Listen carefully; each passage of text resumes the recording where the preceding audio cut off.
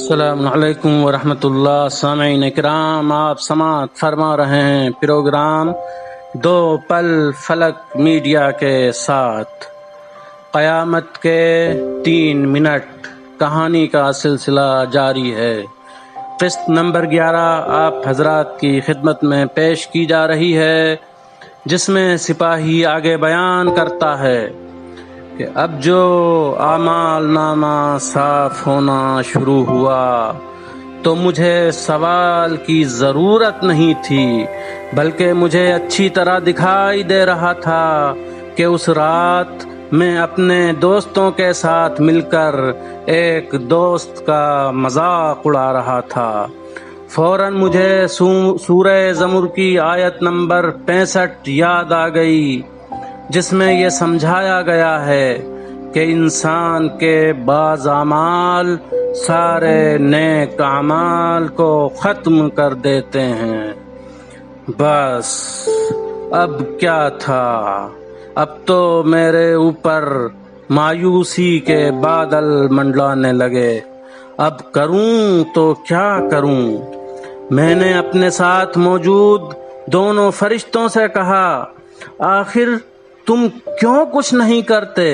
میرے سارے اعمال برباد ہوئے جا رہے ہیں، میری بے کسی پر رحم کیوں نہیں کھاتے؟ مگر فرشتے تو گویا میری بات سن ہی نہیں رہے تھے.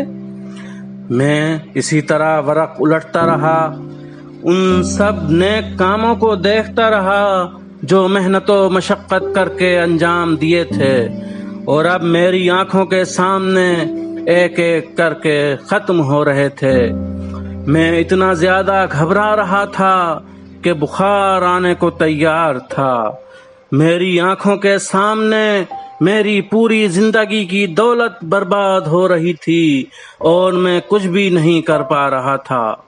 میں دنیا میں جس چیز کو مذاق سمجھتا رہا وہ میرے نامہ اعمال میں برائی کے نام سے درج ہو گئی، اور بعض مذاقوں نے تو میرے دوسرے لوگوں کو سارے اعمال ہی دے دیے.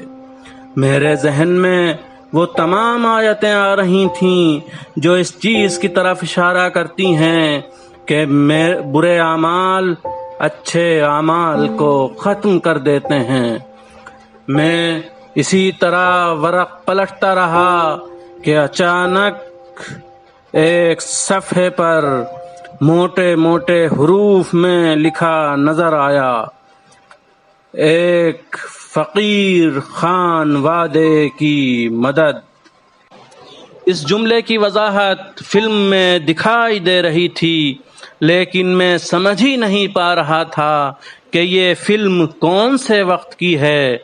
میں دماغ پر بہت زور ڈالتا رہا، لیکن مجھے یاد ہی نہیں آیا. میرا مطلب یہ ہے کہ مجھے فلم سے وہ فیملی یاد تو آ رہی تھی، لیکن اس کے ساتھ مجھے یہ یاد آ رہا تھا کہ میں اس فیملی کی مدد کرنا چاہتا تھا، لیکن میرے پاس اتنی دولت نہیں تھی کہ اس فیملی کی مدد کر سکوں.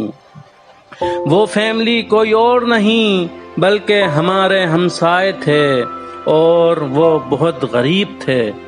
ان کی مدد کرنے کو میرا دل بہت چاہتا تھا. میں اسی مقصد سے ایک روز گھر سے نکل کر بازار کی طرف چلا. میں نے اپنی فیملی کے 2 باحیثیت لوگوں سے یہ بات بیان کی، لیکن انہوں نے میری بات انسنی کر دی. یہاں تک کہ ان میں سے ایک نے مجھ سے کہا، تم ابھی بچے ہو، تمہیں ان چیزوں سے کیا مطلب؟ تم یہ باتیں بزرگوں کے لیے چھوڑ دو، بزرگ اپنی ذمہ داری کو نبھانا اچھی طرح جانتے ہیں. اس وقت میری عمر 15 سال سے زیادہ نہیں تھی. جب میں نے اپنے بزرگوں کا یہ رویہ دیکھا تو میں نے بھی ان باتوں کو چھوڑ دیا. لیکن تعجب کی بات یہ ہے کہ میں نے تو اس فیملی کی مدد کی نہیں تھی، مگر میرے نامہ اعمال میں درج ہو چکی تھی. میں نے حساب کتاب والے فرشتے سے کہا، جب میں نے اس غریب فیملی کی مدد کی نہیں تو اس کتاب میں درج کیسے ہوئی؟